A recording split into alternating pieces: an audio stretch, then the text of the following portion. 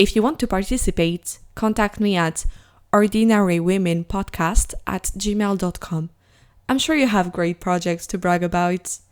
You can also follow me and message me on Instagram at Ordinary Women Podcast, on Twitter at Ordinary Women PC, or on Facebook on the page Ordinary Women. Hi everyone! Welcome to a new episode of Ordinary Women. I'm with Lauren today. Hi Lauren, how are you? Hello, I'm good. How are you? I'm good, thank you. Very excited to have you here today. Can you start by giving us a quick introduction of yourself, please? Yes. Hi, everyone. My name is Lauren Foley. I'm Irish. I'm 30. Generally, kind of, I suppose, work career-wise, I'm in the gender equality sphere. And so that's kind of just the area that I work in, that I do things in. My favorite color is yellow. I love cats. I'm currently loving nature and swimming and running and all those lovely things and yoga. So that's just generally, I suppose, a little bit about me. Cool. I love that you mentioned that your favorite color is yellow. Funnily enough, discovered only recently how amazing yellow is. It just brings happiness. That's exactly how I feel. It's like the sun and its warmth and its happiness and joy. So yeah, I just feel very strongly about we should all have our favorite colours and we should all embrace them and talk about them and bring us back to our little versions of ourselves. Yes. Oh my God, I love that. I love that you shared that. Thank you so much. And can you tell us something unusual about yourself, please? Yeah, so recently something happened where I injured my ankle from running. And so I went to the physiotherapist and I'd never actually been to one. So it was kind of actually long overdue. And I went in and she didn't even actually focus on my ankle. She just looked me up and down and she was like, there's something radically wrong here. She was like, there's something going on, but let's figure it out. And so she ended up measuring my hips, the distance from my hips to my ankles. And she realized that my left hip to my left ankle measured 91 centimeters, and my right hip to my right ankle measured 94 centimeters. And so basically, she realized that I was like completely imbalanced like my pelvic area. And she was like, no, do you get painful period cramps? I was like, yes. She was like, this could be the reason for that. Or like, why you're getting injured on only in one leg as opposed to the other leg or anything like that, because you're completely imbalanced. And so it made me actually kind of emotional inside there, just like about like any tension I'm holding in my hips. And they said that like women, we hold a lot of tension in our hips. And so I'm just now working on that. I'm completely imbalanced, but I have my exercises and everything. I'm working on that and just trying to, yeah, physically balance that, but then also kind of loosen any tension that might be there, that might be, holding me back from life. And so, yeah, that's kind of just something that's kind of going on in the background of my life lately. That's quite interesting, I think. Yeah, I never heard about that. The human body never stops surprising me. It is so interesting. Do you know if one can measure that by oneself? Because now I really want to do that. Yeah, I like tried to like feel it, but now that I'm home on my own, but I can't physically feel it, 'cause obviously it's only like I guess 3 centimeters of a difference. I can't really Yeah.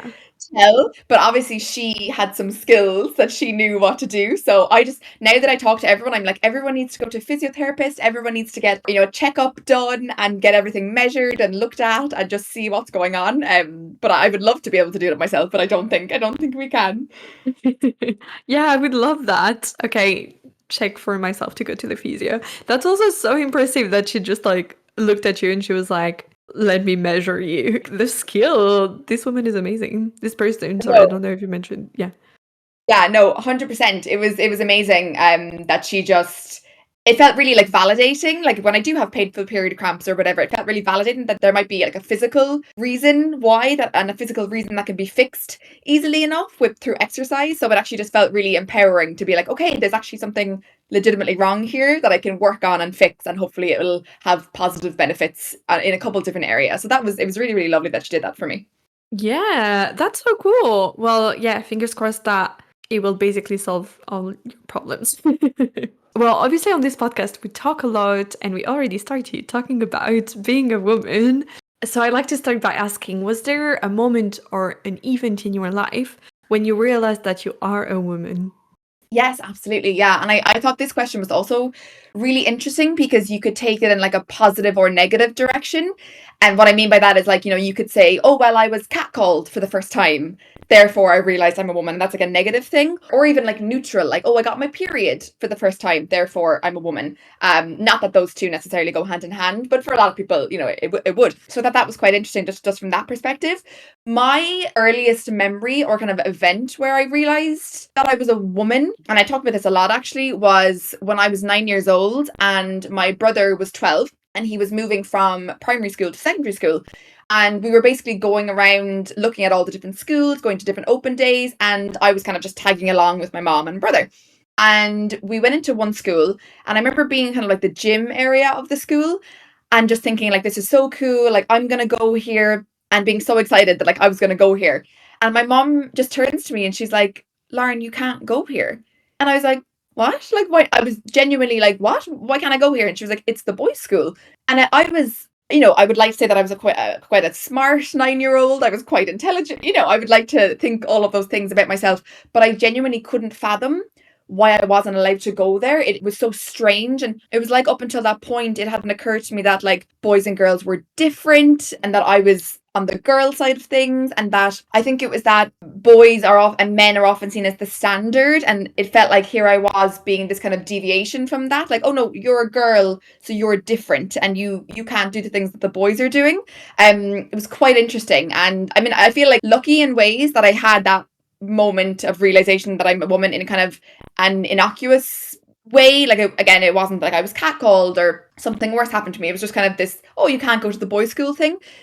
So I feel quite lucky from that perspective, but it's still just, yeah, like sad. And I kind of look back and I'm like, oh, that I feel sad for that little girl who felt different in that sense. And of course, yeah, now I'm just like, why are boys and girls schools like separated? Like, why are we, segregated in that sense? But yeah, that was kind of the first time where I was like, oh, I'm a woman and I'm different and we are treated differently as a result of that. So that's kind of, yeah, that was kind of one of those moments. Yeah. Yeah. Oh, that does sound bad. Also, sorry, I'm a bit ignorant. But so that was in Ireland, right?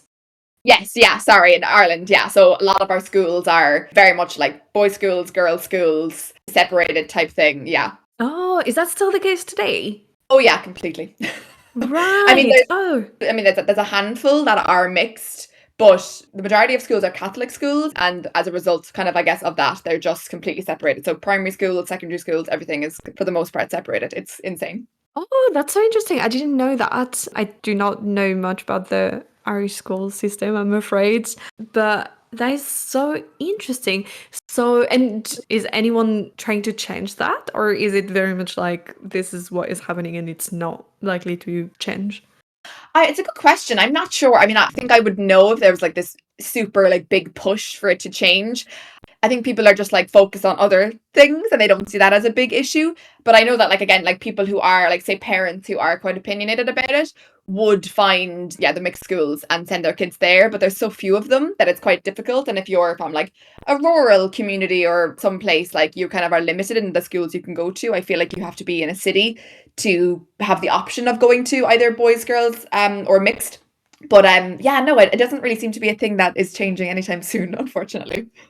Oh, that is so interesting. Sorry, I have more questions because this stopped in France when my dad was in primary school, I think. I've never known anything like that, but and also I'm sure that it's different in every country.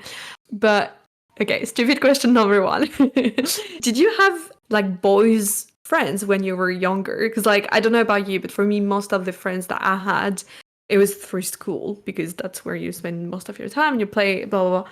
So, like, do you have boys friends? Yeah, I'm loving these questions. They're hilarious. Yeah, Sorry, this is so stupid. no, it's great. Yeah, no, like in primary school, I would say no, but I feel like it was just a bit of a weirdo in primary school.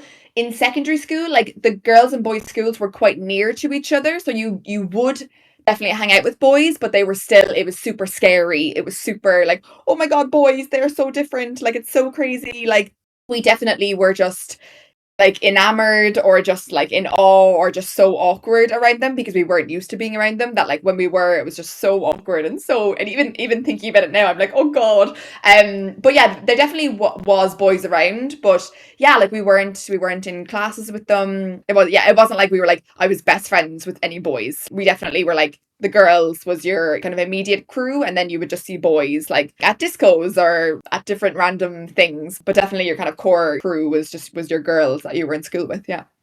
Oh, that's so funny. And second stupid question, was it true also for the teachers? Like, did the girls' school only have women teachers and boys' school only have men teachers? That's actually also a really interesting question. There definitely was no hard rule, but for the most part, yes, like the teachers in the women's school, the girls' school, were mostly women, and the teachers in the boys' school were mostly men. But it definitely wasn't a hard rule. Like we had like one or two male teachers, but we kind of just like had no respect for them. It was actually quite bad. Like we would just kind of mock them and kind of take the piss out of them. And I think they were just like, oh God, what have I gotten myself into kind of thing. And I think there's probably a similar vibe in the boys' school with the female teachers. Like if I were a teacher, I would not want to go into a boys' school. So I think there's probably a similar vibe there. So yeah, for the most part, it was like men with boys and women with girls, but there wasn't any like rule or anything about it. Yeah. That's so interesting. Okay, thank you so much for sharing. I'm done with my stupid questions. Not at all. Happy um, dance. but speaking of when you were a child, did you grow up with any women role models? Yeah, so when I was thinking about this, I didn't consciously have any role models that I can remember at least. But when I look back, I definitely looked at the kind of pop stars or kind of like young actresses in Hollywood, at the time. Like the people I can think of are like, I don't know if you watched the Princess Diaries, but like Mia Thermopolis. That was like one of the first names that came to mind. And like the Olsen twins in all their like movies, and like Amanda Bynes and Britney Spears and Christina Aguilera. And I was even thinking of like, if you've seen The Parent Trap, Hallie Parker. It wasn't even Lindsay Lohan, but it was Hallie Parker, the character, that I just thought was really cool. The Cheetah Girls and Hilary Duff in the Lizzie McGuire movie, like all these people I definitely subconsciously thought were so cool, were so confident. I think that's why I looked up to them. They just seemed so cool. But again, it's funny because obviously they're all playing characters, like it wasn't even necessarily the real people that I looked up to, which I think is, I don't know, kind of sad or weird, or it's kind of just an interesting point to make. And obviously they had wardrobe departments and hair and makeup, and I think I just thought like, oh, they're so pretty and they're so cool, but it was all a show. And I think it was definitely like positives because they kind of showed you, yeah, how girls can be confident and how girls can interact with boys and just be really cool and lovely. But obviously then also it probably does make you feel a little bit insecure because they're so pretty and they're so cool, and you're thinking, oh god, I'm not that. But obviously like those girls were also probably insecure in themselves as well, and we're all kind of feeding into this kind of insecurity thing, or I don't even know. But those are kind of who I think of. I think one thing I would just want to say as well is all these kind of girls, like chick flick movies, quote unquote, from back in the day are so like undervalued and underrespected. And I just think, yeah, they were all amazing. And like, even if oftentimes they sent the wrong message about like, you should look like this or you should have a boyfriend or whatever, they were still really cool, and I think gave us confidence in a way, or something to aspire to. So yeah, that was kind of who I could think about when I look back, and who I kind of thought was cool or who I wanted to emulate when I was younger. That's so cool. I love that answer. Also, hadn't even thought about the Olsen sisters in almost 2 decades, I think. I love this. And yeah, I fully agree with you on there is like the aspirational beat that pushes you almost to like be a better version of yourself and like be more confident, blah blah blah, which is really, really cool. And equally the comparison part is really harmful, I guess, for a lot of us. Yeah, I think what like has helped more recently at the bit where Rihanna is asked if she thinks she's pretty every day or something like that, which like you have Rihanna in front of you and this is the only question you can ask. But whatever, that's another topic. But she kind of says that, she's like everyone else at the end of the day, like she has good days and bad days. And, she's asked something like, what do you do on the bad days? And she's like, fake it until I make it, something like that. I don't remember exactly, but do you know what I'm talking about? Yeah, I think I do. And I think, yeah, Rihanna's great because she's quite real. And I think I really like a lot of the stuff that she says or puts out there. I think that piece of advice, like the fake it till you make it thing, I find so interesting. And I guess like we all do it, but I don't know. I feel like I would want to think more about that piece of advice just generally in my life and whether I agree with it or whether like should we be allowed to just feel bad and be honest about that, or maybe not show up in the most amazing positive way if we actually don't feel like that. I think I particularly think a lot about our menstrual cycles and how, the first 2 weeks of the month we all feel great. And then the next 2 weeks, like, we all kind of feel like, terrible. And how there should just be more of a conversation around our cycle and how we show up at different parts of the month. So I think she's great and then like sends a really good message. But that particular piece of advice I just find very interesting because I feel like we should all be allowed to be more real and not have to fake things. But then also again, it's like sometimes you do need to just like give yourself a positive pep talk. Like, yes, I'm amazing. Yes, I may not feel great, but I'm gonna do the best job I can, and just show up anyway because we're awesome. But also while balancing that with like actually just like maybe I feel bad today, and maybe I'm just gonna not put on a show and just be real about it. So yeah, it's all just so interesting. And because I'm such a raging feminist, I just have to take everything to this like really deep level. I'm Lauren, it's just a nice video. Like you don't have to make it into something it's not. But yeah, I just like to think about all these things. No, that's definitely so interesting.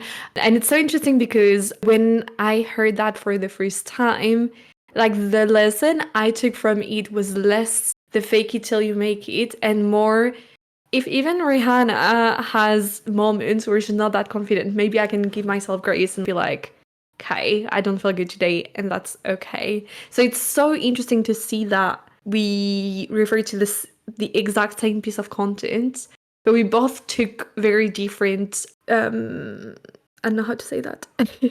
Like Like less messages. yeah, exactly. Like we understood a different part of the message, if that makes sense. Yeah. That is actually a really interesting observation, actually. Yeah, how like depending on what state of mind you're in, you could take like the positive or like the negative from it or whatever. Yeah, but that's fascinating. Yeah, but I think it's also because I went, I think, kind of through that type of reflection before seeing that. And now I've almost like not rewired my brain, but I've trained myself a bit more to accepting my emotions rather than forcing myself to be confident and thinking that I'm great and blah, blah, blah. Love that. Yeah. I think I'm just on such a mission to just it's obviously as cliche and as common as it is to say this now, but like to be my authentic self. Just speaking for myself, I just feel like I so often just was like pretended I wasn't feeling away when I was, or tried to like gaslight myself or other people gaslit me, or and I'm just like I'm really now that I'm in my 30th year and I just really am like no, like what, how do I actually feel, and to put that same feeling on the inside on the outside. I don't want there to be like a mismatch between the inside and the outside. So that's just the kind of the journey that I'm on. So I see things kind of through that lens now. But yeah, fascinating. Yeah, that's so cool. Thank you so much. Next question incoming is that your current women role models. Who are they? What do they teach you?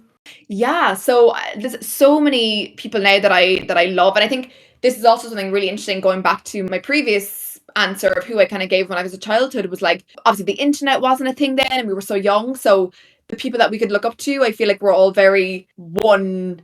Yeah, they're all kind of the similar kind of people, like doing the same kind of thing. And so it was kind of hard to have a kind of a diverse range of people that you look up to. But obviously now we have the internet and we just have so many resources and we're older. So I have a lot of people that I look up to, but also like real life people. So I definitely want to give a mix. So the kind of the two like kind of public persona people that I really look up to and take lessons from, who I actively like go onto their Instagram like every day and I absorb their content. The first one is Liz Plank. She's this amazing feminist activist, just so cool. She's Canadian but lives in the States. Her content is she's a raging feminist and she's all about women, but she also is just like a happy human and she's like feminine and girly. And I think I just related to her. I feel like I'm not necessarily this kind of like angry feminist person, which is amazing as well. And I'll get to that later on. But I think it just was really nice to see that like you could be a feminist and be taken seriously seriously and also just be kind of like happy and funny and not have those two things be at odds with each other. So I just really, really enjoy her content, and she's really positive in her activism. And then the other person, kind of public person that I look up to, is this person called Glow Atanmo. You would find her on Instagram at Glow Graphics. And she's amazing. She's a solopreneur, like has done so many different things. She was a travel vlogger, and then she talked about racial justice, and now she talks about kind of personal growth, and now she talks about love because she found love, and she's just like, it's okay to pivot, it's okay to do things your own way, it's okay to change, it's okay to create your own life. And she's just like the biggest inspiration for me. So I'm just obsessed with her and her content, and I just think that everything she puts out there is so considered and just inspires me to just create a life of my own. So they're the kind of two public persona people that I follow. And then there's just a couple people in my life who are like friends of mine or like colleagues or whatever who I really look up to as well. And they might laugh like me kind of shouting them out here now, but I'm going to do it because we need to shout out to people in our lives who inspire us every day. So one of them is my friend Lisa Marie, Sally Kersquet, and she's amazing. It's so funny. We always laugh that she's only a year older than me, but I always just thought she was so much older than me because she was so confident in work settings, and she was just like, yeah, I'm gonna go out there and work for myself. And then we ended up working together, and she was just so celebratory of me and lifted me up and was just like, she's always like, Lauren, you're amazing, you have skills, like you're an icon, like own that, like be confident and put yourself out there. And she just has just done wonders for my self-worth in the kind of the professional sphere. Another person I would say is my kind of former colleague, still works with Lisa Marie actually, Veronica Horvath is her name. And she, again, I don't even think she really knows, but I'm gonna say it in this podcast, is she just taught me to honor myself and my boundaries. Like when I worked with her, I had come from a job previously where there was no kind of boundary setting. It was like, oh yeah, I work till whatever hour, burn yourself out. Like, there was no talk of that. And I carried those kind of like negative habits into this job. And she was just like, Lauren, what are you doing? Like, no, like leave work on time, get your sleep, do what you need to do to be happy and like self-care and all that stuff. So again, she just did wonders for me, and I've then carried those lessons into like my next job. So I just also want to shout her out.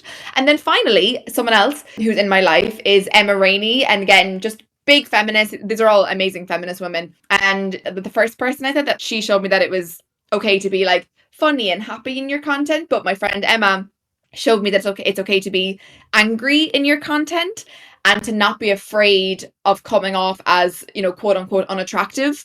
I think that's a big thing that I have, that like I'm still doing my feminist activism through the male gaze, and I'm still afraid that if I'm angry and if I'm, a quote unquote aggressive, that it will come across as unattractive. But who cares if it does? So I think she's amazing, and she really inspires me. And she's just like, whether she is insecure or not, it comes off like she's really confident and doesn't care what anyone thinks of it. If she's angry or she's, getting mad about something, she's going to do it and she's going to talk about it. And that is just really, really inspiring for me, to own the anger and not be afraid of how that looks or how that makes people feel. So yeah, they're kind of the few people in my life that I really just, I'm inspired by in the past and presently, and who I just think are amazing and just make me a better person. Wow, they sound so cool, and I'll definitely check everyone's Instagram and put it in the show notes so that everyone can go have a look, follow these amazing people, these amazing women. It sounds like you have an amazing crew of so inspiring women. That's so cool. On a maybe less fun note, do you think that the lack of representation of women in society had an impact on you? Yeah, I think when I think about this, I think that it wasn't even necessarily like in terms of like numbers, like the lack of numbers of women. It was just that like the women that were shown, again, kind of going back to what I said about the role models when I was growing up, it just all seemed to be one type of person or doing one type of thing. Because even if it was small numbers and they were diverse, it might even be different. But I just feel like growing up anyway, I only saw people kind of in the music sphere or in the acting sphere, and I didn't really see people in like doing science or sports or government. So I think it just made me small. It made me not think that I could do certain things, or made me think that like, oh, that activity is for boys or that job is for boys. And even now, like it's 2024 and it's still noteworthy for women to be in male dominated fields. And I still definitely question myself when I'm doing something that like, oh, am I weird now if I do this? And it's kind of typically for men, you know? So I think it just made me less adventurous and less try things, and made me just kind of feel like, oh, because I'm a girl that I have to do these certain things, when that's just should not be the case, and is just a bit, silly and not nice. So I think it just made me feel small and scared to maybe go outside of what society told me I should do.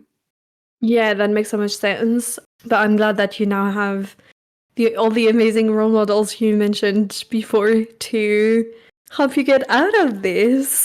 Yes, absolutely. Yay. I'd like to jump on kind of the second part of this podcast and talk about something you have done, a project achievement, like experience that you're proud of and that you wanted to tell us more about today. So what do you want to talk to us about? Yeah, absolutely. So I think the biggest thing that I think is noteworthy that I've done, or that I think is quite interesting, is basically back in 2019 when I made kind of a feminist platform for myself in the form of like videos and blogs and workshops and like talks and events and social media. I can talk more, I guess, the kind of the reasons behind all that as we go on, but yeah, that's kind of been one of the proudest moments of my life, and it has had huge knock on effects from that I think that are directly related to where I am now in my life. So that's kind of the thing that I want to talk about today. Oh, amazing. And yes, I'm absolutely going to ask 1,000 questions, including the reason. And you know what? Let's start with this. Why did you start this platform? Yeah, so a couple different reasons. I think I was 25. I had been out of college a few years at this stage, but I had always been doing something, and I'd always been involved in something. And it's very easy to be involved in things when you're in university or when you're in just certain kind of structured groups. And basically, college had ended, and I was kind of a grown up now. And it was like, oh, how do I get involved in things, you know? And then in Ireland, you might be familiar, we kind of basically essentially like legalized abortion in 2018, and that was a big thing that me and a lot of my feminist friends had fought for. It was huge. And when that ended, I was just kind of like, oh, I should do something else, you know. And I think another big motivation was my friend Olivia at the time. You know, we worked together and we were friends, and people would often ask us like, oh, you know, what do you do in your spare time? Like, what are your hobbies, you know? And our joke answer was that she would drink and I would sleep, you know. And we were both just like, we need a hobby, like we need something to do, like this is actually ridiculous, like that we don't do anything with our time other than literally just like go to work and party and sleep or whatever, you know. So that was kind of a motivation. I was like, I need to do something with my life. And then I also was just like, career wise, like I knew at that stage that I wanted to work in the gender equality sphere, but up until that point I had 2 law degrees but nothing in gender. I didn't have any paid work experience in gender, so I was like, I need something on my CV that I can use to get to where I want to be. Like I was just very determined to get into the gender space, and so I was like, I need something on my CV, so let me create this thing that I can put on my CV that I can do every week or every few weeks or every month or whatever, and show that I have this knowledge and show that to potential employers or, you know, colleagues or whoever. It also was just like, I wanted an outlet. Again, you know, I didn't have, you know, the Repeal the Eighth activism had ended, and I was just like, I want an outlet. I have all this feminist knowledge and nowhere to put it. So let me make videos, let me write blogs, let me do things. And it just brought me so much joy and gave me confidence because at the time as well, I was working in a job that wasn't really anything gender related. And I feel like I wasn't that great at it. And I thought that was just like, I'm not a good person. But it's like, no, when I'm doing the thing that I actually want to be doing and that I have knowledge and I'm actually quite good at. So it was just something to build my confidence and to know that, no, Lauren, like when you actually know what you're talking about and you enjoy it, you are good at it and you are motivated. So it was just this thing that I wanted to do for several reasons, and I'm glad I did. So that was kind of what started it off anyway. That's so cool. And how did you start it then? Yeah, so like like logistically, or what do you mean? Yeah, I guess like logistically and maybe also a bit the thought process. Like you had the idea and then how did you go from, okay, I want to do something to, okay, what I want to do is the platform, the blogging, the videos, etc. And then also, yeah, the like very practical stuff. Yeah, of course. Fascinating. So yeah, so it actually was like, it was October 2016. that I basically applied for this kind of like 3-day social impact retreat, and I met people who were doing good in the world, doing kind of social impact work, and they were also, getting paid for it and making a living. And that was kind of the first time where I was like, oh God, you can do both. This is crazy. So that was October 2016, where I first had the idea to do something. At the time, that was 8 years ago now. Like video still, it definitely was a thing, but it was nowhere near what it was like now. So my first thought was, okay, maybe I'll do like a blog or something, or I'll do workshops or something. And then by the time I actually finally did something about it in 2019, video had become more of a thing. And I realized that I love talking, as you'll kind of learn today. And so I was just like, let me do videos. And first of all, it took a lot of getting the confidence. Like there's a big gap between 2016 and 2019. So one was just like getting the confidence. And also just like figuring out what I would be best at. So I was like, I'm not a super strong writer or anything, so let me start with videos. And then I kind of just ended up doing everything anyway. But yeah, videos was definitely the first thing. And yeah, logistically, kind of practically, I bought a camera because I thought I needed a fancy camera. You absolutely don't. And I'm definitely much better now at not feeling the need to be absolutely perfect. So I bought a camera. I'd had the idea in my head for a really long time about what I wanted my first video to be, and that was just talking about how I always knew that I was a feminist and kind of just going back in my childhood. So I kind of had the ideas straight away, but I was like, okay, I need to write a script. And I sat down to record it and then to make sure that like the windows were closed. And I didn't. Like my first video, you can hear all the cars, you can hear all the birds outside, all the traffic. And also just like, again, the kind of confidence thing, like talking to friends and getting them to be like, Lauren, yeah, you should do this. And that took a really long time as well. And yeah, then I recorded it. Then my laptop broke and I was using every excuse in the world not to upload this video. There was about 4 months between when I recorded the first video and when I uploaded it. But I did it. I used my Wi-Fi in work. I figured out how to edit on iMovie. Very simple, software. I didn't use any fancy software or anything. And I made the thumbnail and wrote the caption and I scheduled it and, did all those things. And I was terrified. But that was kind of, I guess, how I came to that realization. Yeah, how I kind of came to that place. And I just did it. And kind of, that's the rest is history. Yeah. Yeah. How did you feel after publishing that first video? I mean, I was absolutely terrified in the lead up to it. It really is just one of the most terrifying things I've ever done in my whole entire life.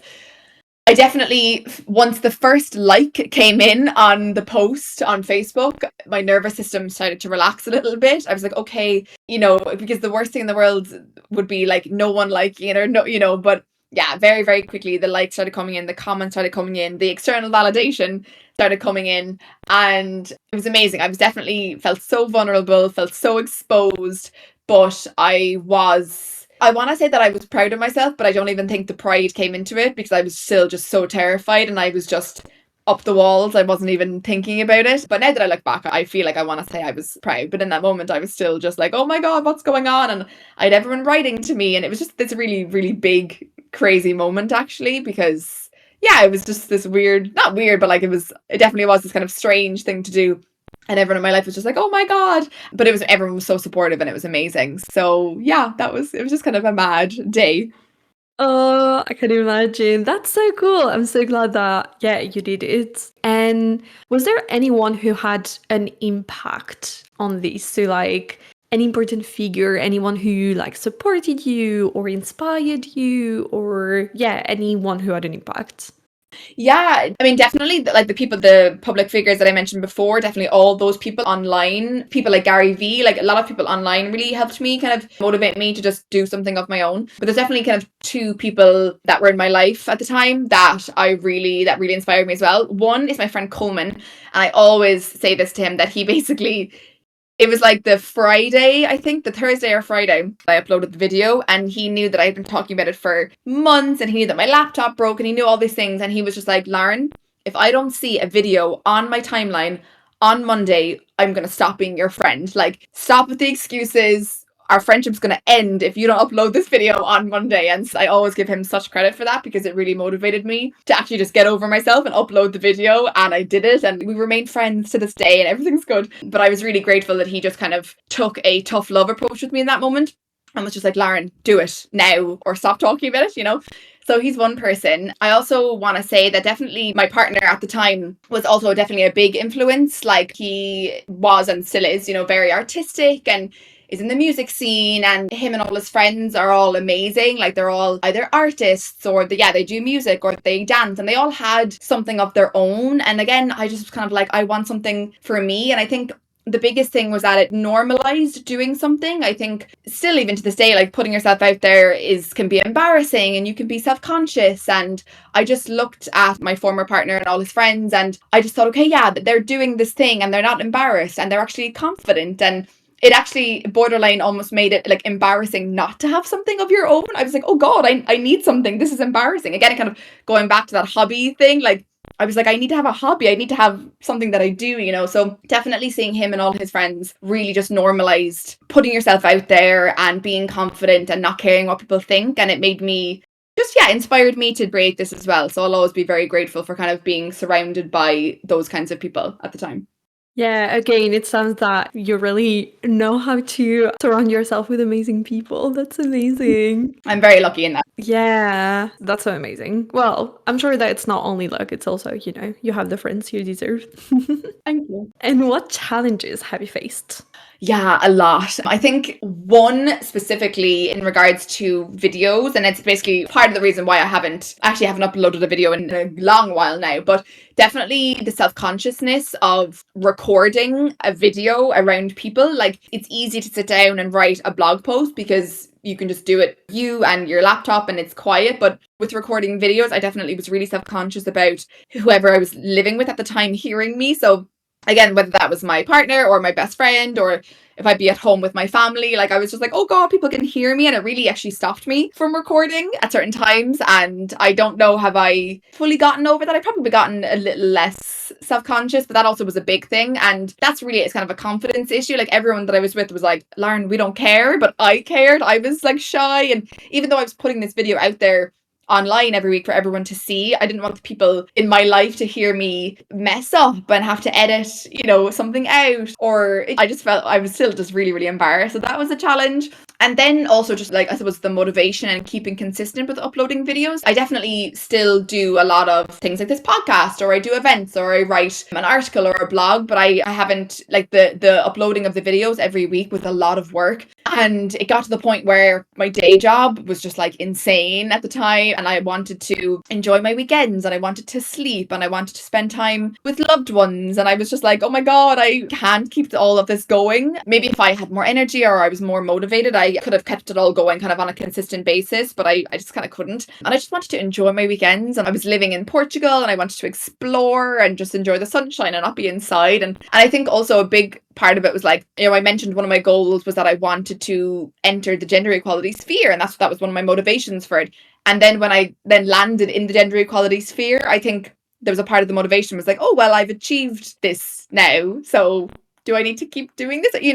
So I'm even still struggling with that. And I think I need to just like figure out a new goal and then a new why, like why I'm doing this thing in order to motivate me. So there are kind of a couple of the challenges that I faced over the years, but I'm trying to just be gentle with myself. That's kind of, I'm just practicing being gentle with myself, practicing being patient, knowing that I'm human, that I can't do all the things. And even if I'm looking at other people who are doing 10 billion things, like that's them. I'm me, and I need to know my priorities and what I need to do to keep myself sane and not burnt out, So just being gentle with myself and not feeling guilty, because I felt guilty for a really, really long time. But now I'm just trying to be nice to myself and know that I can't do it all, but also just reassess what I want to do now going forward and how I'm gonna keep that sustainable and exciting.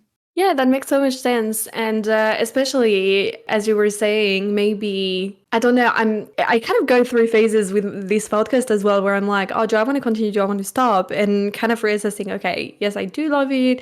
Kind of, I think, similar issues of like, it takes so much time. And I'm always thinking about why shouldn't I stop? I think there is like such a, like sort of glorification of overworking, and also like stopping something as a failure, when really, like I don't know if you have ever done like any marketing classes, but that's what they tell you about a product. It has as life, at some point it was born, and then it grows, and then it reaches maturity, and then slowly it slows down, and then it dies. So like, why wouldn't it be the same for the things that we do? Yeah, that was, yeah. Yeah, No, 100%. And like, I think a part of my kind of shame as well was that I never addressed, because I didn't plan to kind of stop making the videos. It kind of just happened. And whenever I see posts from people who are like, okay, I'm ending this thing now, like, I'm really proud of them because they're owning the ending of it. Whereas mine kind of felt a bit shameful because I was like, I haven't addressed it. I kind of just stopped and didn't say anything. So that kind of felt and still feels a little bit embarrassing. But I totally, yeah, totally hear you on like, it's so fine to end things and change, but I definitely still was just a little like embarrassed by something. But I'm also really interested in what you were saying about like your feelings about even this podcast. Obviously so much work. But I saw something the other day that I thought was quite interesting, that it was like someone was asking what's the point in doing this thing. I think they were an artist and they were painting, and they were saying, what's the point in doing this thing? Like maybe there's no point in doing this thing, but maybe there's also no point in not doing the thing. Like there's no point in stopping either. I'm probably not articulating that as well as I could, but I think it was just kind of flipping it on its head and be like, well, if you don't think there's a point in what you're doing, there's also no point in stop. Like, yeah, I think just find the reason why you're doing something. I suppose make it a good one. And yeah, I'm really not articulating that properly. But maybe if I find it again, I can send it to you and explain better offline. But yeah.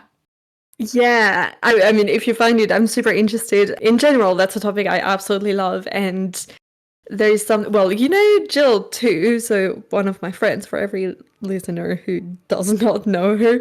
But that's a conversation we have, like, not often, but like every once in a while about, life is so meaningless anyway, but that's also what makes it meaningful. Also, like, I have that conversation with her, but also this is absolutely not a concept we came up with. But yeah, that's sort of like everything is meaningless because everything is meaningful, if that makes any sense at all. And I also love that concept of art for art. And I think it's really also coming back to sort of like anti-capitalism, right? It's a notion that I hear more and more in anti-capitalistic circles of like, decenter money, decenter the fact that you only have value when you create external value, when you do something.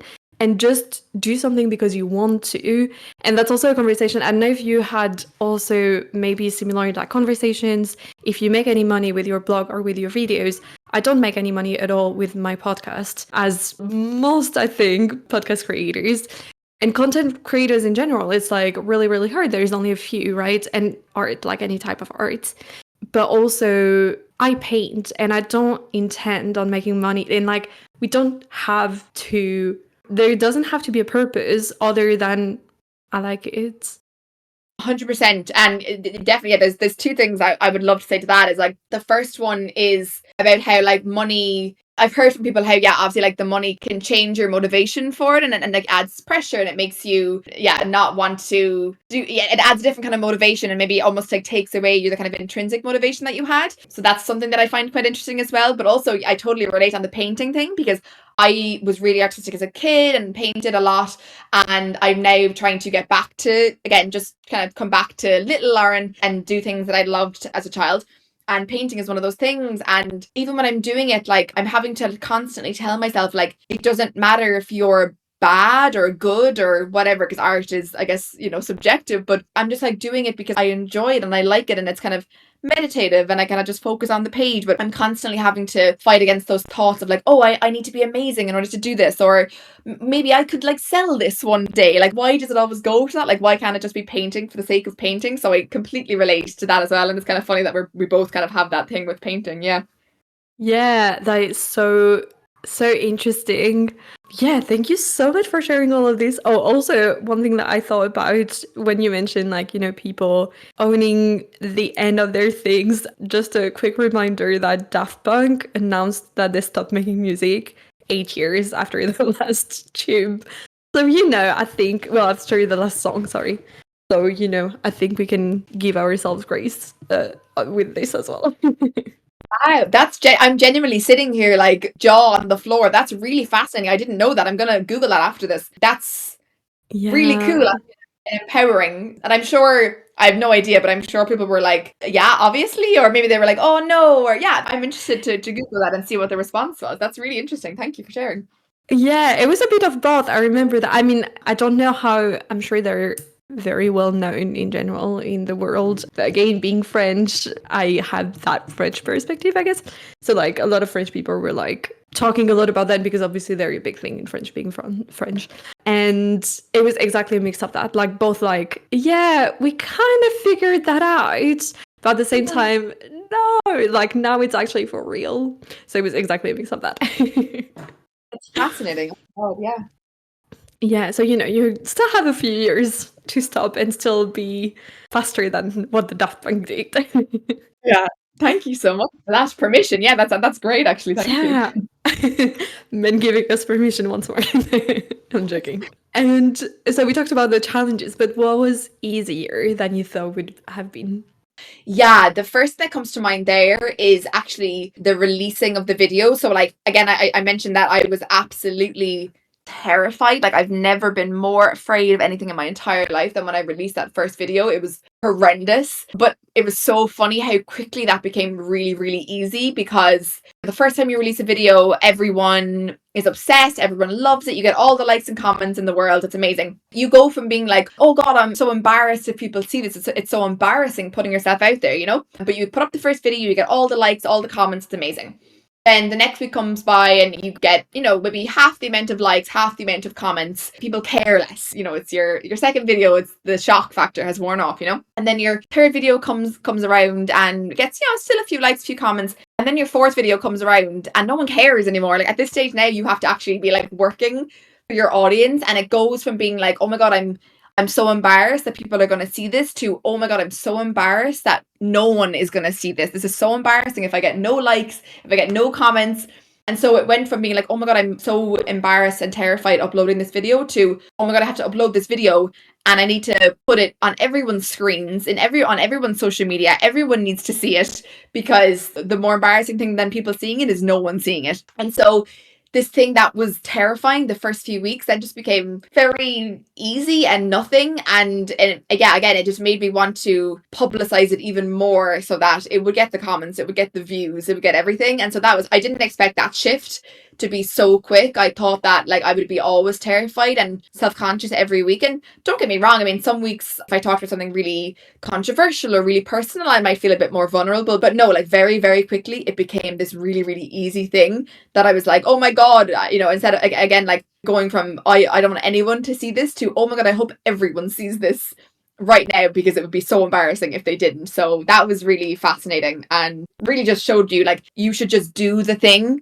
instead of worrying about it in anticipation. Like do the thing and then see what happens afterwards, because you'll often be very surprised about how things shift quite quickly, and you learn things that you never, or feel things that you never in a million years thought you would feel. So yeah, that was really, really fascinating to learn. Yeah, that's so interesting. Well, I'm glad that this part became so much easier. And that's definitely a great skill to have for the future, right? Not being afraid of showing your face on camera and stuff. That's really, really cool. Yeah, absolutely. And why are you proud of this and of yourself? Yeah, I think, I mean, again, as I mentioned, I was absolutely terrified. So I'm very proud that I finally, after, years of putting it off, that I finally got over myself with the help with some people in my life. So looking back again, I'm really proud of that. But also, as I mentioned, one of my motivations was to get into the gender equality sphere, like to work in gender equality sphere professionally. And I'm just so proud because it actually worked, I had this dream and this motivation and it actually worked. I put the thing on my CV. I put myself out there. I got opportunities because of having this platform and making a bit of a name for myself. And it gave me, I suppose, a little bit of credibility and legitimacy, and it showed people that I have gender equality expertise. And I just couldn't believe that I didn't have to rely on my degrees or my employers. Like obviously those things absolutely helped, and I'm so privileged and so lucky, but it just felt so empowering to be like, I want to work in the gender equality sphere. What can I do to get me there? I figure it out.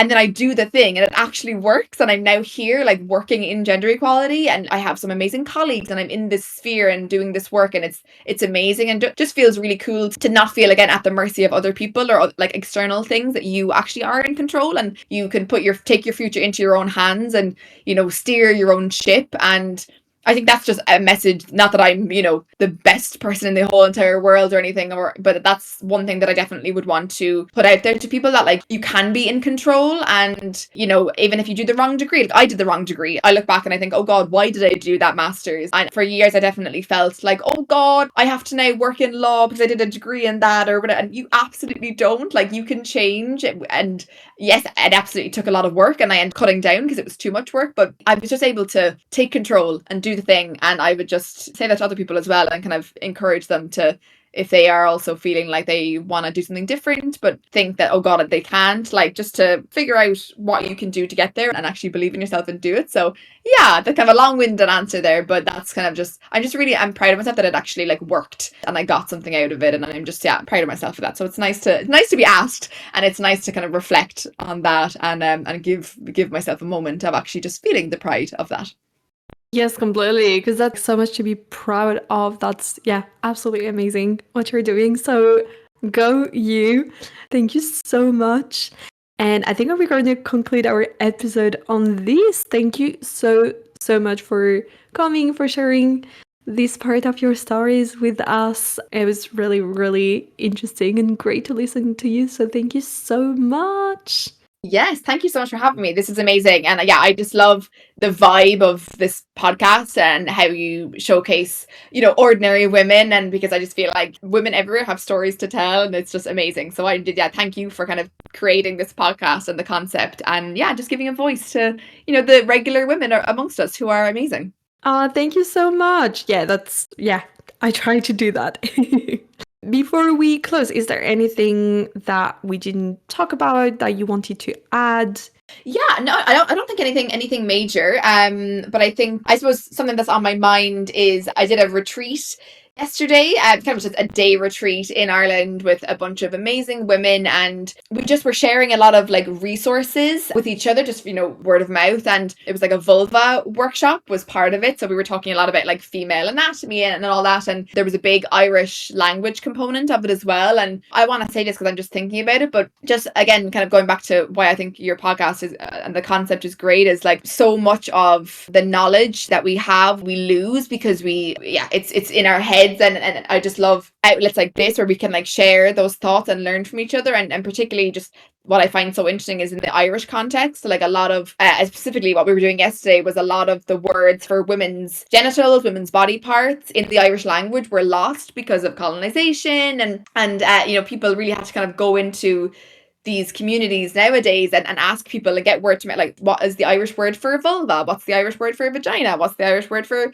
labia? And all these things. And it really is just like that, so much amazing knowledge, particularly between women, is just shared like from word of mouth. And so I just think, yeah, again, I just would really want to encourage people to obviously listen to this podcast, but also just talk to the women in their lives and learn things from them that you won't get on the internet, particularly about your specific communities or specific ways of healing or ways of being. So yeah, that's just something on my mind that I thought would be kind of a nice final thing to share, just for people to go and talk to women in their lives and hear their stories and learn from them. So yeah. Thank you so much. That's so interesting. I didn't know about that. But yeah, it's so interesting. And also interesting that they're usually, the last words to be remembered, especially women, like females' genitals. But yeah, thank you so much for sharing. And thank you again for your time today. And there is a tradition on this podcast that the guest always gets the very last word. So the mic is yours. Okay, if I take you literally and think of one final word that I think might be nice, is a word that I thought of yesterday was exploration. That's what I will end with, exploration.